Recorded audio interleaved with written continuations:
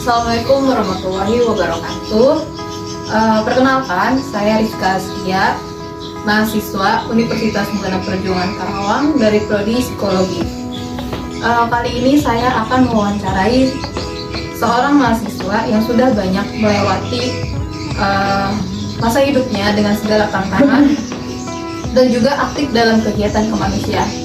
Namun, saya memohon maaf karena narasumber kami tidak mau atau tidak ingin diperlihatkan wajahnya. Baik, saya sudah bersama dengan Mbak Nadira. Halo Mbak Nadira, apa kabar?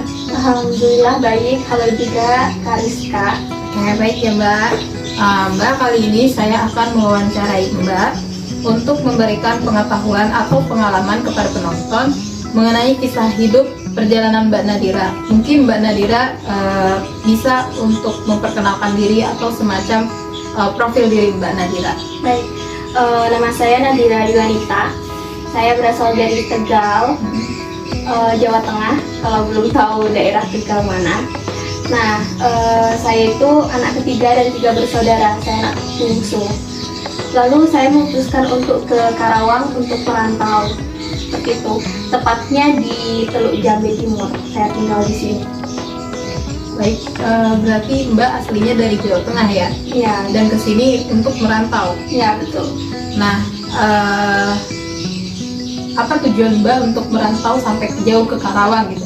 Apakah ada hal lain atau yang tidak ada di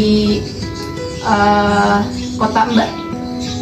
Sebenarnya saya kesini sih untuk kuliah karena dapat kuliah negerinya tuh di daerah sini. Lalu selain itu saya itu sebenarnya sambil bekerja di sini, sambil bekerja part time. Dan apa ya, yang nggak ada di Tegal itu UMR-nya gitu. Di sini kan UMR-nya tinggi ya. Seperti itu.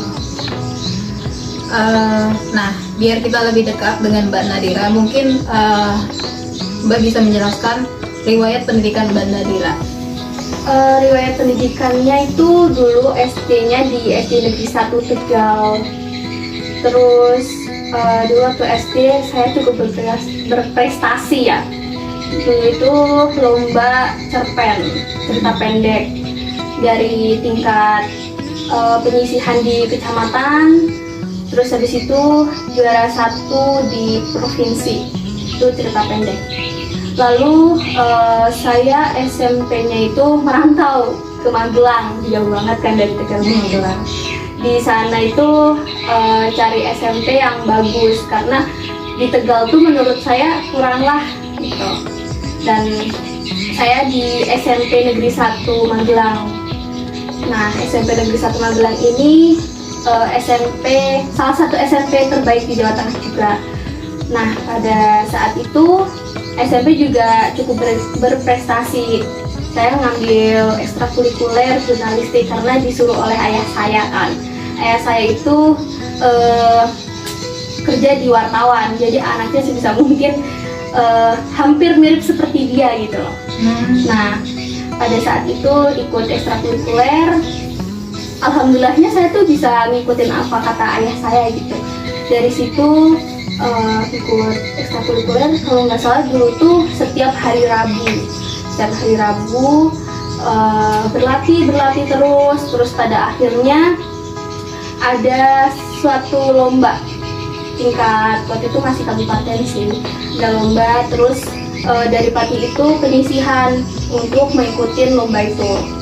Nah, saya adalah salah satu yang ikut lomba di kabupaten itu. Nah, di kabupaten juga saya mendapatkan juara 1.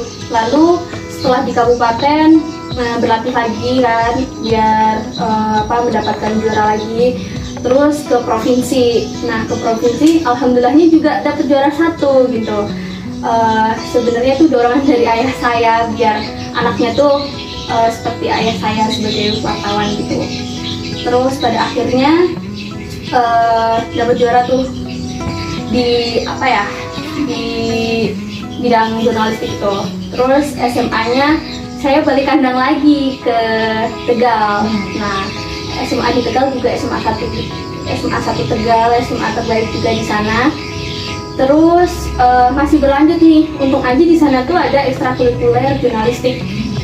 Berlanjut lagi ikut itu, terus pelatih sana kan tahu kalau saya tuh dapat juara 1 kan di provinsi.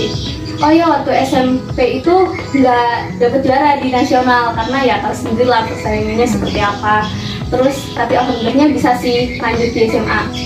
SMA juga ikut lomba kabupaten, provinsi, juara lagi, tapi di nasionalnya juga nggak lanjut gitu, nggak dapet juara. Terus sekarang lagi menempuh pendidikan di Universitas Negeri juga di sini. Selain itu saya juga bekerja di salah satu PT yang ada di Karawang, tapi kerjanya nggak yang full gitu loh. Jadi 1 bulan misalkan ada proyek apa saya ngerjain, tapi cukup padat juga sih kerjaannya. Oke, berarti dari riwayat pendidikan Mbak, prestasi-prestasi Mbak, sudah banyak karya-karya Mbak ya selama ini. Kemudian Mbak kan tadi dijelaskan bahwa ketika SMP, SMA Mbak mengikuti mengenai lomba jurnalistik. Kemudian sekarang Mbak berkuliah dan bekerja, apakah sudah sesuai dengan passion Mbak? Kalau kerjaan passion aku cukup sih, tapi ya kita kan bekerja juga sambil belajar juga kan. Jadi ya gitulah, tidak ada yang tidak mungkin. Oke. Jadi dari karya-karya Mbak ini, apa sih yang membuat Mbak Nadira ini termotivasi? Termotivasi karena ya background pendidikan orang tua saya kan jadi wartawan, terus ayah saya juga sebagai apa ya, bisa dibilang pendidikannya tuh cukup tinggi lah. Itu maka dari itu ayah saya yang harus aku jadi seperti ini. Terus saya juga orangnya apa ya, kalau misalkan orang tua seperti itu dia percaya diri aja gitu buat mendapatkan prestasi-prestasi gitu, mendapatkan prestasi-prestasi apa yang dikatakan orang tua, karena emang udah ada latar belakang orang tua yang terkenal wartawan gitu. Jadi termotivasi gitu. Oke, berarti selama ini Mbak Nadira sangat percaya diri ya, karena mungkin dari orang tua Mbak Nadira, terutama ayah ya. Iya, betul. Berarti selama ini Mbak Nadira belajar dari ayah. Iya, kalau masalah tentang jurnalistik itu dari ayah saya. Kalau ibu saya sebagai ibu rumah tangga biasa sih, tapi kalau ibu saya tuh lebih kayak, ayo lo nak, kamu bisa memotivasi buat gimana caranya aku mampu mengembangkan potensi saya gitu, buat selalu ngalir, selalu berusaha juga. Lebih memotivasi sih kalau ibu. Berarti adanya faktor keluarga Mbak sehingga Mbak selama ini mampu berprestasi ya Mbak? Ya betul, bisa berprestasi terus mungkin kalau nggak dari dukungan orang tua saya, mungkin saya nggak bisa seprestasi itu sampai dapat juara 1 tingkat provinsi juga kan ya, walaupun di nasional nggak dapat apa-apa gitu. Oke. Tadi setelah Mbak Nadira menceritakan mengenai prestasi Mbak, riwayat pendidikan Mbak, dan sekarang berkuliah dan juga sambil bekerja, dan sepertinya juga Mbak ada dukungan dari orang tua ya. Berarti Mbak termasuk yang dekat dengan orang tua? Gimana ya Mbak? Kalau misalkan diceritain dekat sama orang tua, dulu itu deket banget sama ayah saya, dekat. Saya selalu ngikutin kata-kata ayah saya, terus ibu saya selalu mendukung saya kan, ibu saya. Tapi waktu saya sekolah itu, lupa kalau nggak salah itu SMA ibu saya tuh meninggal kan, meninggal. Terus sekarang tuh kayak semuanya tuh hancur gitu, beda kayak yang dulu, hancur. Padahal tuh dulu waktu saya sekolah apa-apa dipenuhin kayak gitu. misalkan kayak juara 1 minta beliin sepeda listrik dong, dibeliin. Terus apa ya, baju, uang jajan kayak gitu tuh semuanya tuh dikasih gitu.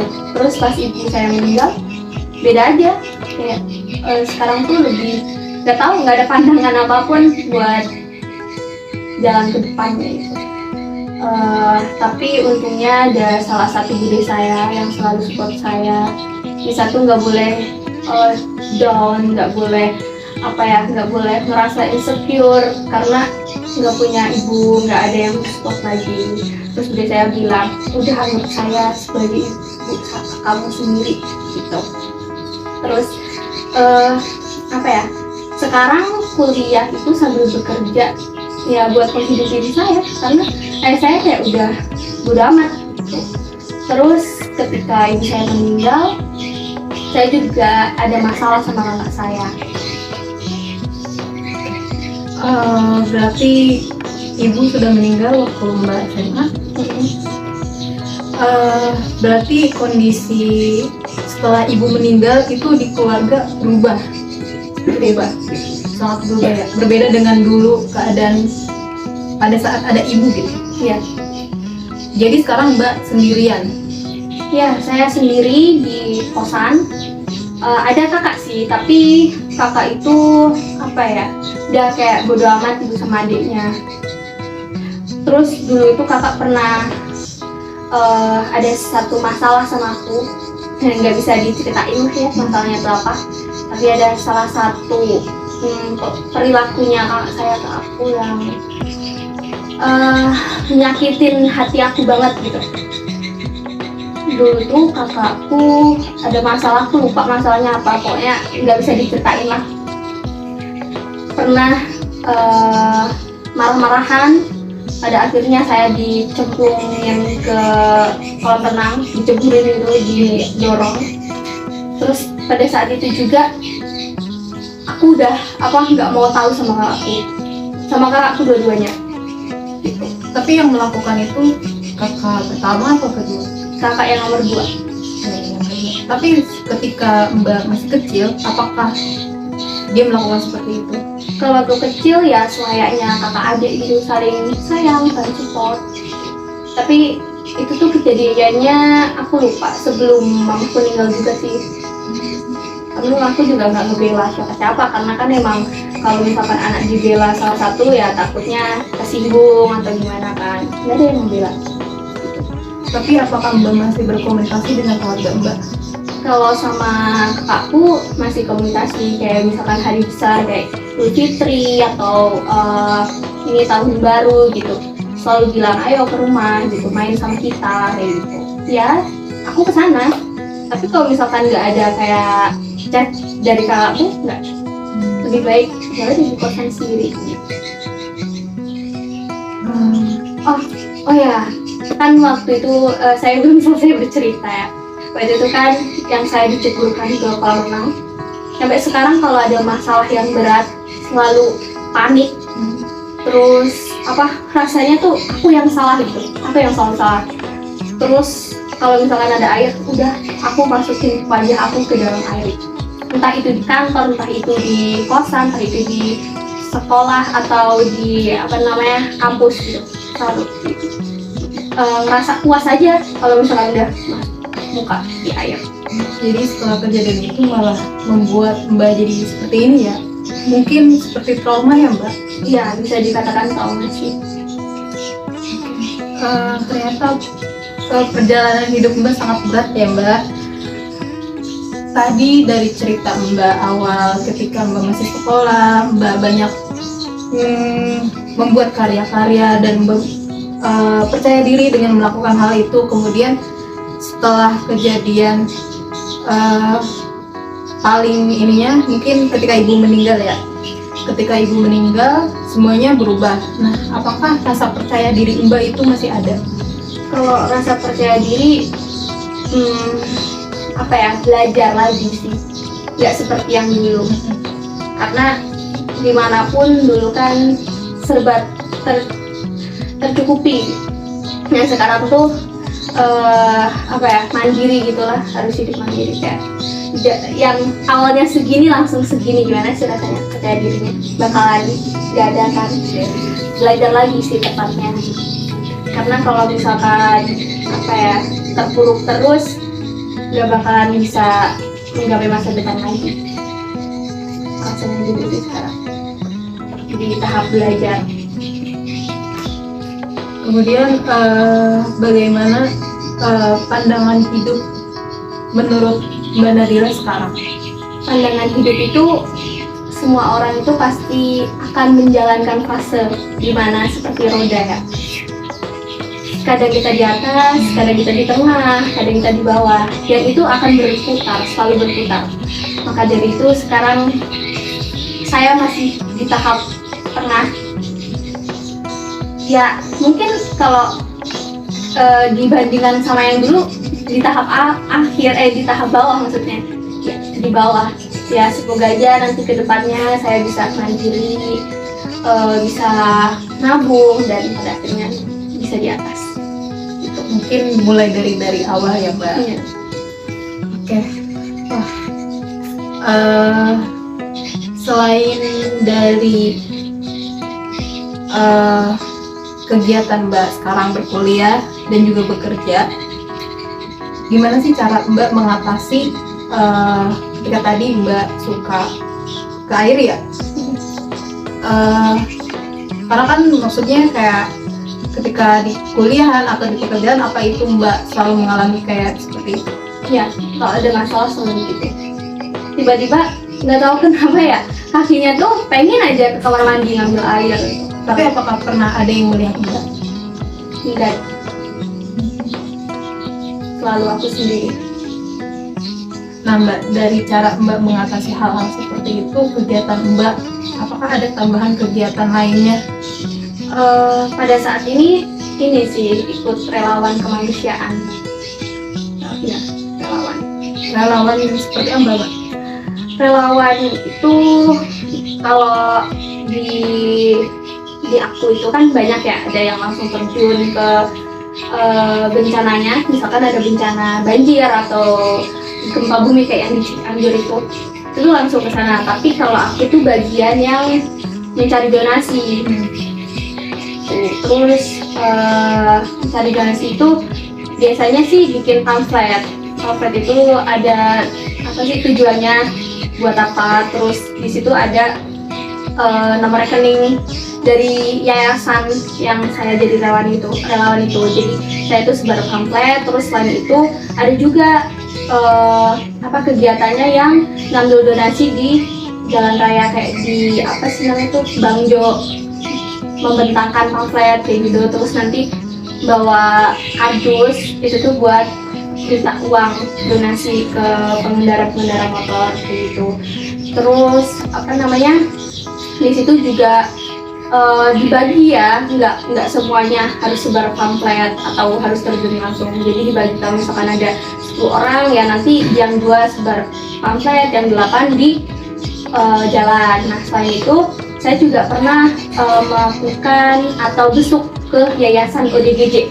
Nah di sana itu kita sifatnya itu kayak biar mereka tuh punya saudara gitu, nggak yang melulu aku punya gangguan jiwa terus kok nggak ada orang yang peduli sama saya gitu kan. Kadang ada orang yang ODGJ seperti itu ya.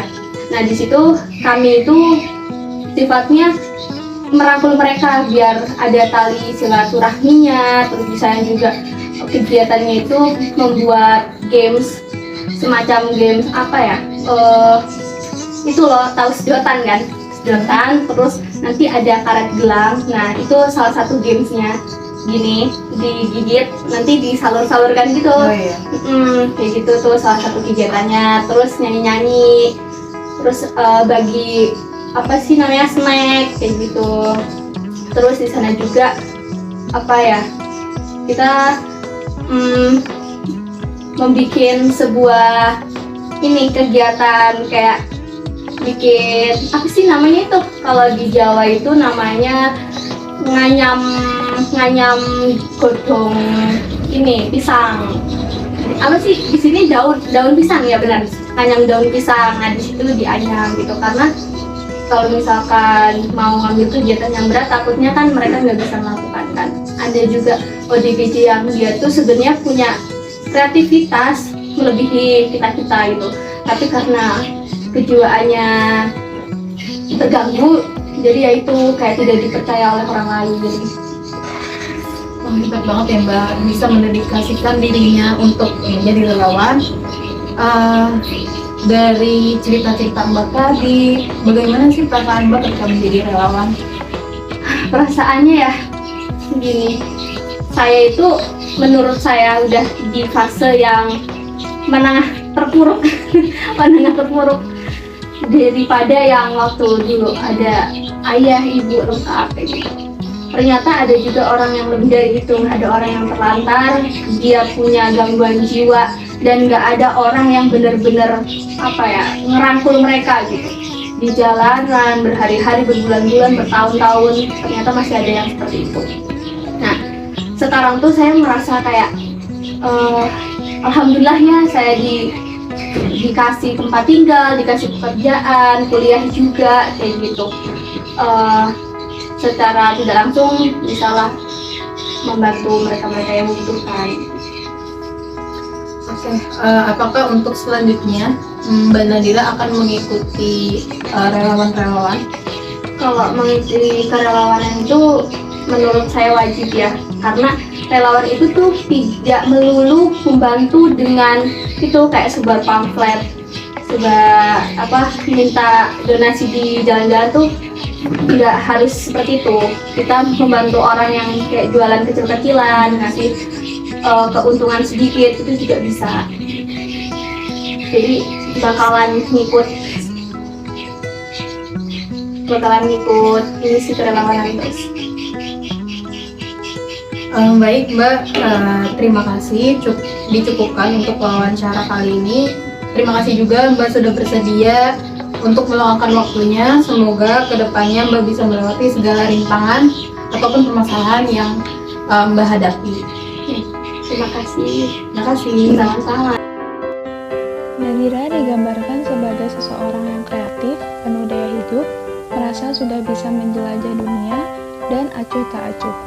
Meski begitu, dia ingin tenggelam dalam pekerjaan dan kesedihan, dan kembali menjadi seorang Nadira yang baru dan menutup kesedihannya.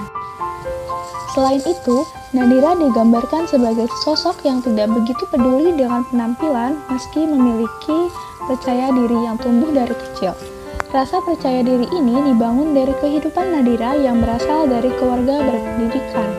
Ayah ibunya merupakan lulusan pendidikan yang tinggi, serta pekerjaan ayahnya yang wartawan membuat Nadira menjadi manusia yang kreatif dan dewasa. Analisis terhadap dinamika kepribadian Nadira akan menggunakan pendekatan psikologi humanistik yang dikembangkan oleh Abraham Harold Maslow. Pemilihan pendekatan psikologi humanistik ini didasarkan pada pertimbangan bahwa konsep Maslow mengenai humanisme ini berhubungan erat dengan motif-motif manusia yang lebih tinggi, yaitu kebutuhan untuk realisasi diri, kebutuhan untuk bisa mengetahui dan memahami, serta kebutuhan estetis. Dinamika kepribadian yang dianalisis dalam kasus ini adalah kepribadian Nadira, perubahan yang terjadi pada sifat Nadira, beserta hal-hal yang menyebabkan terjadinya perubahan tersebut. Perubahan yang terjadi pada Nadira tercermin dari perilaku Nadira kecil hingga dewasa, yang memiliki sifat dan perilaku berubah-ubah. Hal ini tidak lain disebabkan oleh permasalahan dan konflik yang hadir dalam keluarga Nadira. Dinamika kepribadian yang dialami Nadira ini memiliki beberapa faktor eksternal dan faktor internal yang memungkinkan terjadinya dinamika kepribadian tersebut. Faktor-faktor tersebut didapat dari berbagai macam lika-liku kehidupan yang dilalui. Faktor eksternal berupa beberapa konflik atau permasalahan yang dialami Nadira, dan kebutuhan dasar sebagai individu yang berusaha menuju aktualisasi diri demi kepribadian yang ideal merupakan faktor internal yang membentuk dinamika kepribadian Nadira. Relasi Nadira dengan Nina sebagai kakak dan adik tak selamanya selalu rukun. seperti pada beberapa penjelasan terhadap konflik yang dialami Nadira perihal masalahnya dengan kakaknya. Konflik Nadira dan Nina menimbulkan dinamika pada kepribadian Nadira seperti saat Nadira dihukum karena dianggap mencuri uang ibu. Nadira mengelak, namun pasrah saja ketika diceburkan ke dalam kolam renang. Kejadian itu membuat Nadira ketika dewasa selalu menceburkan wajahnya ke dalam air ketika mengalami beban atau masalah. Lalu, ketika kematian ibunya yang mendadak dan menggemparkan kehidupan keluarga. Kematian itu yang memberi efek yang besar bagi kehidupan keluarga Nadira, termasuk Nadira sebagai anak bungsu. Maka dari itu, kematian ibunya yang mendadak ini mempengaruhi kondisi perkembangan kepribadian Nadira selanjutnya. Dinamika kepribadian yang jelas terjadi ketika kematian ibu adalah Nadira sudah tidak lagi tinggal di rumah orang tuanya. Nadira lebih memilih untuk tidur di kosannya. Nadira merasa mendapat tekanan batin yang kuat jika dirinya tetap tinggal di rumah keluarganya. Beberapa konflik dan permasalahan tersebut merupakan faktor eksternal dari terjadinya dinamika kepribadian Nadira. Relasi Nadira dengan keluarganya memungkinkan terjadinya faktor tersebut. Kebutuhan dasar merupakan faktor internal. Faktor ini hadir karena kebutuhan hidup Nadira. Analisis faktor internal berupa kebutuhan dasar penyebab dinamika kepribadian Nadira ini menggunakan salah satu teori dari hierarki kebutuhan, merupakan bagian dari teori kepribadian humanistik milik Abraham Maslow yang digunakan untuk menganalisis kepribadian Nadira. Menurut Nasiaban 2004, Maslow mempunyai keyakinan bahwa manusia pada dasarnya baik dan punya kreativitas tinggi, sedangkan kehilangan kreativitas tinggi dan kejahatan yang ada pada manusia merupakan pengaruh lingkungan yang buruk. Karena itu, Maslow menganjurkan supaya manusia dipelajari secara keseluruhan dan integral. Sedangkan menurut Koswara dalam Nismawati 2018, Maslow melukiskan manusia sebagai makhluk yang tidak pernah berada dalam keadaan sepenuhnya puas. Bagi manusia, kepuasan itu sifatnya sementara. Jika suatu kebutuhan telah terpuaskan, maka kebutuhan-kebutuhan yang lainnya akan menuntut pemuasan, begitu seterusnya. Dan berdasarkan ciri yang demikian, Maslow mengajarkan gagasan bahwa kebutuhan yang ada pada manusia adalah merupakan bawaan tersusun menurut tingkatan atau bertingkat yang disebut sebagai teori hierarki kebutuhan Maslow. Berdasarkan teori hierarki tersebut, tokoh Nadira berusaha untuk mencapai kebutuhan sebagaimana manusia yang berkepribadian ideal dan beraktualisasi diri. Sebelum mencapai itu, ada tingkatan kebutuhan di bawahnya yang harus terpenuhi sebelum, yaitu kebutuhan dasar fisiologis, kebutuhan akan rasa aman, kebutuhan akan cinta dan memiliki, dan kebutuhan akan harga diri. Kebutuhan untuk mengungkapkan diri atau aktualisasi diri merupakan kebutuhan manusia yang paling tinggi dalam teori Maslow. Kebutuhan ini akan muncul apabila kebutuhan-kebutuhan yang ada di bawahnya telah terpuaskan dengan baik.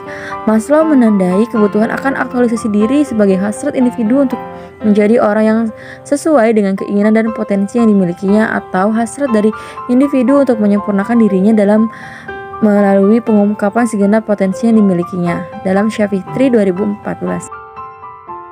Aktualisasi diri adalah keinginan untuk memperoleh kepuasan dengan diri sendiri, untuk menyadari semua potensi diri, untuk menjadi apa saja yang dia dapat melakukannya, dan untuk menjadi kreatif dan bebas mencapai puncak prestasi potensi yang dimiliki.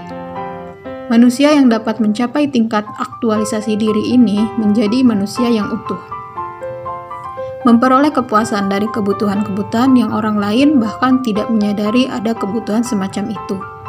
Ketika Nadira sudah memenuhi segala hal dalam kehidupannya, maka sudah saatnya Nadira menunjukkan segala potensi yang ada pada dirinya.